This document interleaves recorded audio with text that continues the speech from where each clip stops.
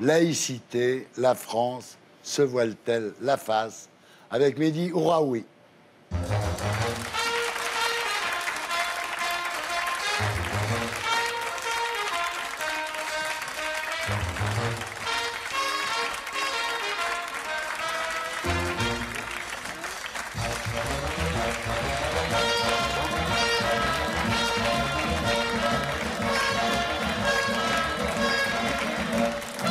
Mehdi Ouraoui, bonsoir. Vous êtes porte-parole donc de Génération, le mouvement fondé par Benoît Hamon. Tout à fait. Et vous vous intéressez depuis des années à la question de la laïcité. Bienvenue parmi nous. Voilà. Merci. Mais d'abord, pour poser les enjeux, l'édito de Blacko. Magnéto, Serge.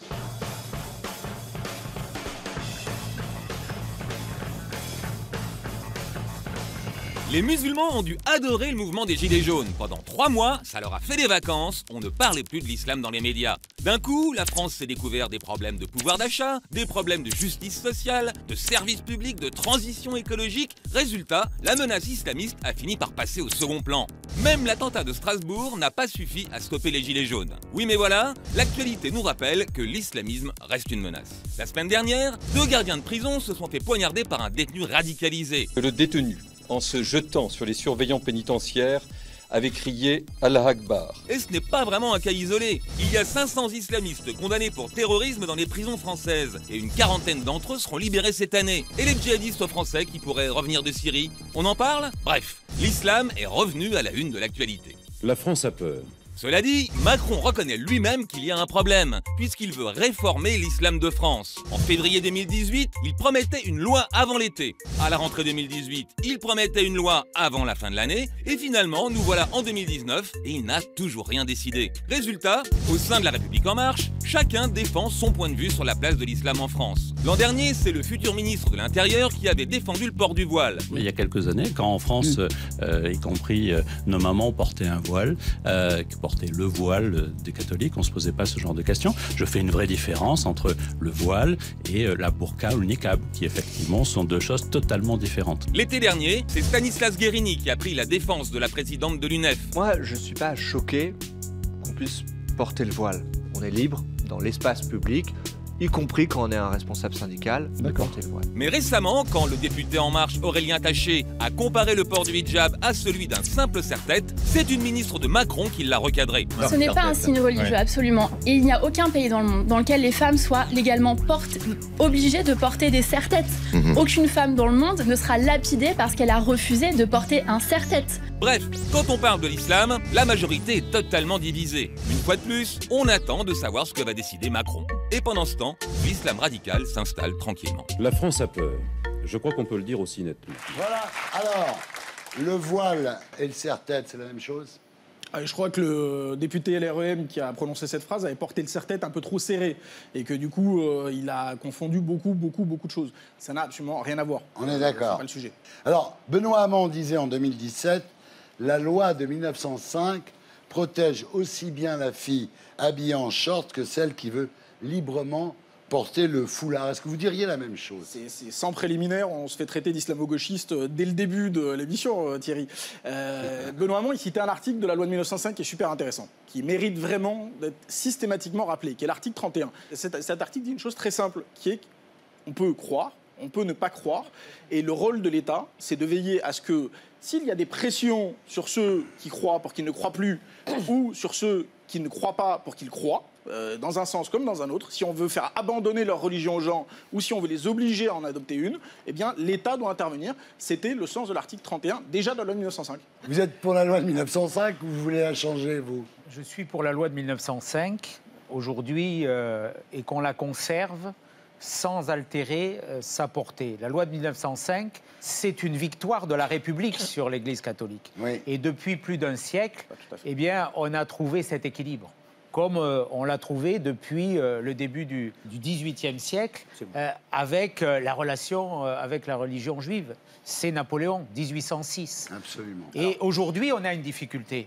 Il faut arrêter, c'est le titre de la question que vous posez, de se voiler la face, au sens propre comme figuré. On a une difficulté avec le communautarisme islamiste. On a une difficulté avec la montée de l'islam politique, qui essaie, au prix de nos lâchetés, au prix de petits accommodements que certains avaient qualifiés de raisonnables, de conquérir aujourd'hui des territoires de la République.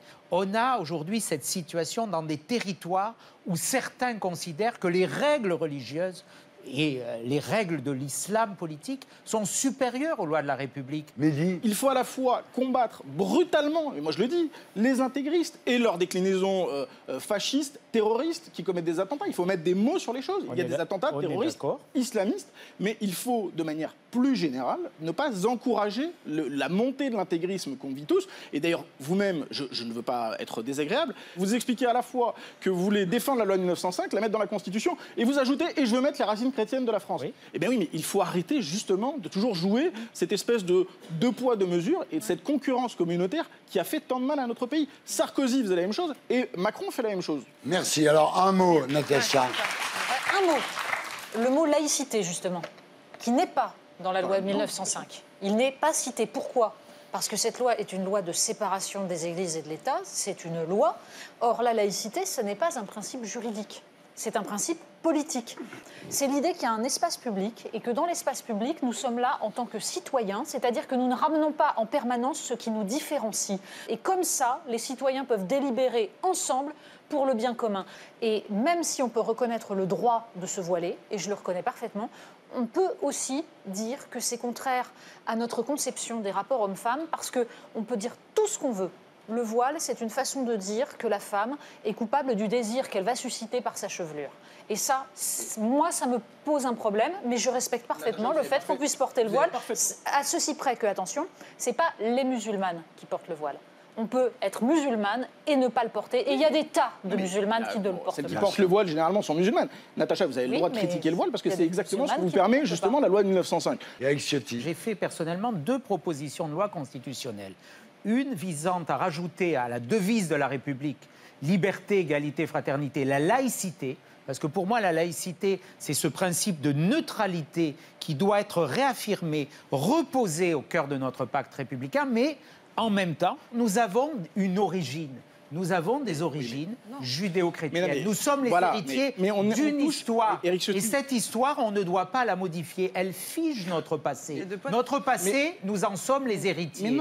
Aujourd'hui, c'est devenu culturel. Vous savez que et non plus culturel. C'est pas une question religieuse. Ça peut vous paraître contradictoire, mais il y a un fait culturel qui fait qu'aujourd'hui, le 25 décembre, dans notre calendrier civil, on fête une fête d'origine chrétienne. Les musulmans la fêtent aussi. Et ça, je ne veux pas que demain on le modifie. Il n'est pas question, Eric.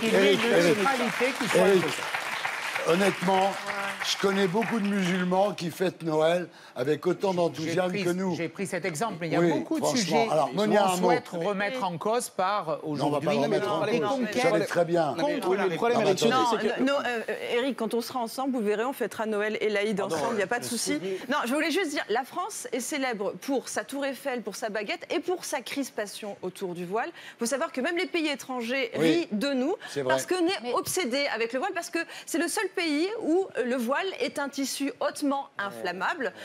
D'ailleurs, il faut parler, on parle souvent du voile, mais il faut quand même préciser qu'il n'y a pas un seul voile, il y a des voiles. Il y a ce qu'on appelle le niqab, qui est ce qu'on ne voit pas, on le voit en photo. Et il y a le hijab, qui, avant on appelait ça dans les années 90 le tchador, qui est une autre forme de voile. C'est important de le préciser.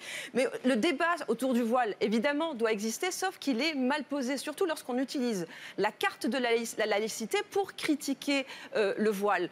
Dans le débat public, dans la rue, on ne demandera jamais à ces femmes dans le quartier de Saint-Sulpice, que j'adore, ces bonnes sœurs, on ne leur demandera jamais d'enlever leur voile, on ne demandera jamais à une personne dans la rue d'enlever sa kippa, mais inconsciemment, on demande aux jeunes filles musulmanes d'enlever leur voile parce qu'on aimerait que dans les rues de Paris ou dans les rues françaises, elles ne portent pas le voile. Au nom de quoi ? Au nom de l'égalité républicaine, mais il n'y a pas d'égalité lorsqu'on accepte ces signes religieux chez certains et pas d'autres. Alors que vous allez aux États-Unis, vous allez en Angleterre, vous avez des filles qui sont flics, Vous avez des tas de filles qui ont un voile. Bien sûr. C'est pas un problème. Je suis très heureux de vous entendre défendre l'américanisation, c'est-à-dire du système, bien entendu. Le voile est une invention récente. Il y a toujours eu des voiles en islam, mais c'est une invention récente. Allez voir. Non, je suis désolé. Il y en a eu dans Deux la secondes. catholique. Tu allais, par exemple, regarde les images, l'Égypte sous Nasser. Il n'y avait pas de voile, très peu de voile. Bon, moi j'ai traversé toute l'Algérie. C'est des plus belles vacances que j'ai faites dans les années en 1970. Il n'y avait pas de voile, très peu. Le halal est une invention également récente.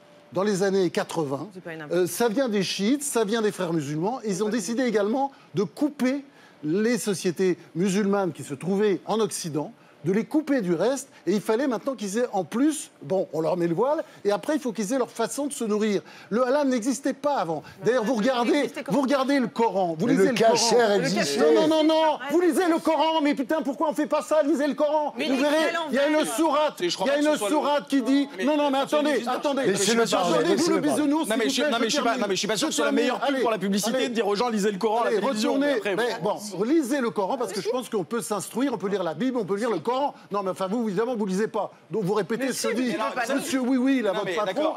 Lisez le Coran. Vraiment, c'est ce genre de mépris qui rend les gens fous. Mais non, mais attendez. Mais vraiment, je crois que c'est ce genre de mépris. Lisez le Coran, moi, je lis le Coran. C'est une espèce de façon de donner des leçons. C'est incroyable. Mais maintenant, vous connaissez mieux l'islam que les musulmans. Mais moi, je suis pas là pour faire l'exégèse de l'islam. Mais c'est incroyable. Mais devenez imam. Mais devenez imam. Mais attendez, allez. Monsieur Oui, ça vous passionne. Monsieur Oui, ça me passionne. Tout ça me passionne. Il y a une sourate au début du Coran qui dit qu'on peut manger comme les gens du livre. Donc il n'y a pas de problème de halal. Il n'y a pas besoin de halal. C'est écrit dans le Coran. Moi, j'ai le droit de citer, je suis désolé de vous le dire, je suis désolé, on a le droit de lire la Bible, on a le droit de lire le Coran, et on a le droit de parler, après on peut parler peut-être un peu mieux, et de l'islam ou du christianisme. Bien. Raquel. Cette discussion est incroyable pour moi parce que quand je suis arrivée en France à l'âge de 14 ans, c'est là que j'ai découvert cette notion qui n'existe qu'ici. Il n'y a qu'en France qu'on érige cette notion comme une règle de vie commune. Et moi, je la trouve merveilleuse, cette règle, mais absolument merveilleuse. Et parmi les choses qui me rendent patriote de la France, il y a cette notion de laïcité. Alors, aujourd'hui, je vois qu'elle est galvaudée, mal comprise, les gens la sortent à tout bout de champ pour ceci, pour cela. Et par exemple, M. Ciotti, moi, ce qui me choque énormément, voyez-vous, c'est que quand vous, Éric Ciotti, le 15 août, avec M. Estrosi, vous vous baladez avec la Vierge à Nice, et que vous faites la procession, comment voulez-vous ensuite avoir l'autorité morale pour refuser les revendications communautaires de la part de musulmans ou de juifs? C'est comme Vauquier avec la crèche. Voilà. Excusez-moi, mais moi je le revendique. Ça ne peut pas être à géométrie variable. Ça fait partie d'un héritage et j'ai pas envie qu'on me le modifie. Mais personne. Ça s'appelle une revendication communautaire. C'est un fait culturel. Le 15 août, on fête sur le port de Nice. Comme dans les montagnes, il y a une procession en bateau. C'est quelque chose qui est devenu culturel. Oui. Avant d'être culturel, c'est pas ces processions qui posent problème. Parce qu'aujourd'hui, il faut nous remettre dans un contexte. Il fait de la prose sans le savoir, il fait du Macron sans le savoir. Il nous fait en même temps. Qui menace aujourd'hui la chrétienne et en même temps Qu'est-ce qui menace la République aujourd'hui? C'est pas sérieux. Où est le sujet? Est-ce que ce sont ces processions ou c'est la montée du communautarisme islamiste? Attendez, Éric, alors là, je suis désolé. Et Mehdi vient de dire un truc très intelligent. Il vient de dire que vous mélangez le problème. D'un côté, un jour vous êtes laïque, le lendemain vous êtes raciste chrétien. Le problème, il va falloir choisir. Personne n'a remis en cause l'existence des processions qui font en effet partie de l'héritage culturel de la France. En revanche, un élu de la République devrait s'abstenir d'y participer justement pour montrer que lui, en tant qu'élu, reste neutre. Éric. Il y a cette montée aujourd'hui du voile. On le voit, il suffit de sortir, suffit de marcher dans la rue, il suffit d'aller dans des amphithéâtres universitaires. Donc aujourd'hui, moi je dis que cette expression où certains imposent leur appartenance religieuse, souvent pour des raisons politiques, qui traduit aussi une forme de soumission, bien sûr, pour la femme. Elle n'impose pas aujourd'hui. Moi, je dis qu'il y a des femmes qui sont contraintes de porter ce vêtement.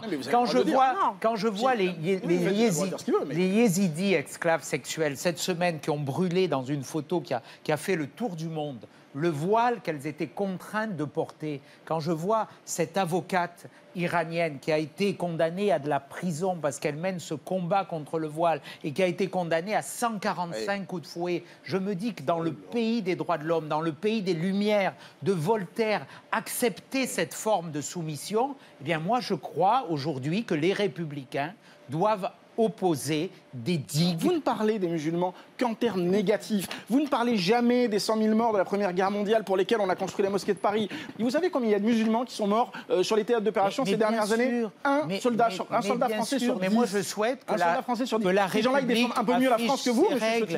Aujourd'hui, ça, je vous laisse la responsabilité de votre ils sont morts propos. sur des théâtres d'opération, c'est les soldats français. Depuis 2015, il y a eu 250 morts dans notre pays, dont 86 dans ma ville sur la promenade des Anglais. C'est des islamistes, c'est pas des musulmans, c'est des islamistes. Moi, je dis aujourd'hui qu'il faut, y compris de façon un peu exigeante, y compris de façon ferme, que la République regagne du terrain. Parce que si elle ne regagne pas du terrain, eh bien c'est le communautarisme qui gagnera. Elle ne regagnera du terrain, vous savez très bien, qu'en rendant immuable, en inscrivant dans le marbre la loi de 1905. Je suis d'accord.